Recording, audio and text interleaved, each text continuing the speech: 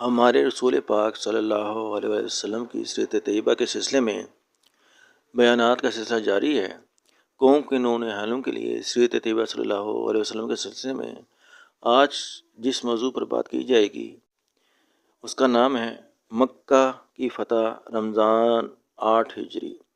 مکہ کی فتح رمضان 8 ہجری۔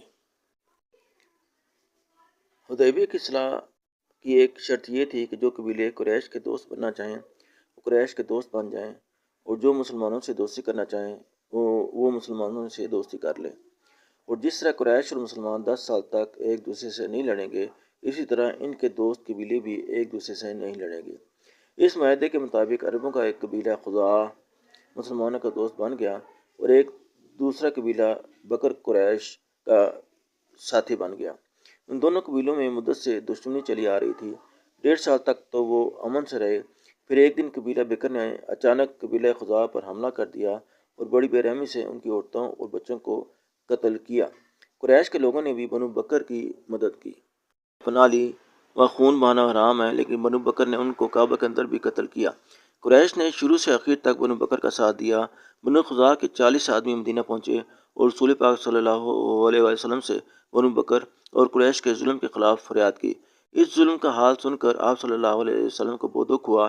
آپ صلی اللہ علیہ وسلم نے قریش کے پاس قاصد بھیجا کہ خزاعہ کے جو لوگ مارے گئے ہیں ان کے خون کا بدلہ دو یا پھر بنو بکر کا ساتھ چھوڑ دو۔ اگر یہ دونوں شرطیں منظور نہیں تو اعلان کر دو کہ حدیبیہ کی صلح ختم ہو گئی۔ قریش کے جوشیلے لوگوں نے بڑے غرور کے ساتھ کہہ دیا کہ ہمیں تیسری شرط منظور ہے، لیکن قاصد کے جانے کے بعد وہ بہت پچھتائے اور اپنے سردار ابو سفیان رضی اللہ تعالیٰ عنہ کو مدینہ بھیجا کہ حدیبیہ کی صلح کو پھر سے تازہ کر لیں، لیکن رسول پاک صلی اللہ علیہ وسلم اس پر راضی نہ ہوئے۔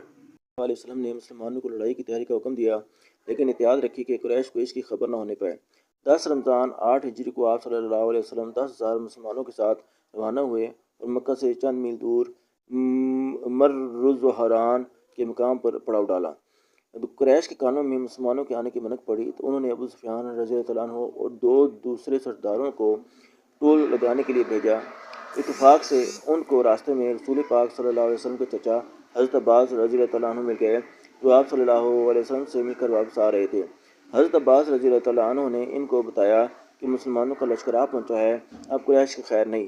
ابو سفیان رضی اللہ تعالیٰ عنہ گھبرا گئے اور ان سے مشورہ پوچھا۔ انہوں نے کہا کہ تم میرے ساتھ چلے آؤ۔ وہ حضرت عباس رضی اللہ تعالیٰ عنہ کے ساتھ چل پڑے۔ راستے میں حضرت عمر رضی اللہ تعالیٰ عنہ نے انہیں دیکھ لیا اور تلوار لے کر ان پر جھپٹے، لیکن حضرت عباس رضی اللہ تعالیٰ عنہ نے انہیں بچا لیا اور لے جا کر رسول پاک صلی اللہ علیہ وسلم کی خدمت میں پیش کر دیا۔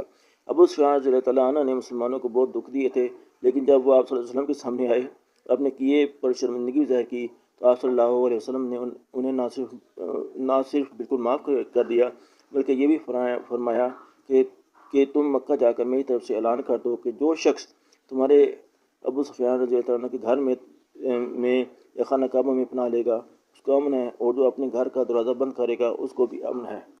انہوں نے مکہ جا کر یہی اعلان کر دیا۔ دوسرے دن اسلامی لشکر بڑی شان و شوکت سے مکہ میں داخل ہوا۔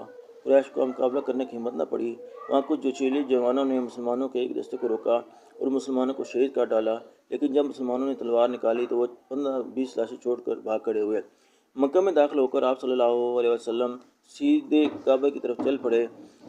7 بار اللہ کے گھر کے گرد پھرے، 7 بار اللہ کے گھر کے گرد پھرے، پھر اس میں رکھے ہوئے سب بتوں کو توڑ کر باہر پھینک دیا اور دیواروں پر نبیوں کی جو تصویریں بنی ہوئی تھیں ان کو بھی مٹا ڈالا۔ اس کے بعد آپ صلی اللہ علیہ وسلم نے کعبے کے اندر داخل ہو کر 2 رکعت نماز پڑھی۔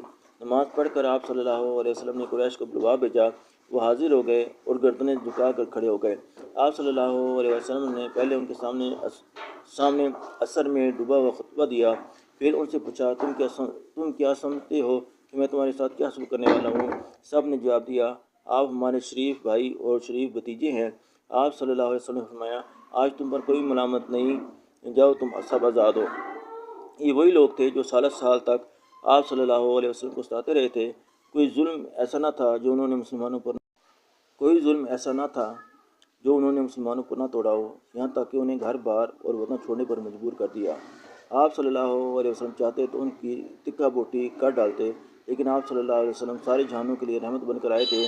آپ صلی اللہ علیہ وسلم نے ان خون کے پیاسوں کو بھی معاف کر دیا۔ اس کا اثر یہ ہوا کہ چند دیکھ کے سب آن کی آن میں مسلمان ہو گئے۔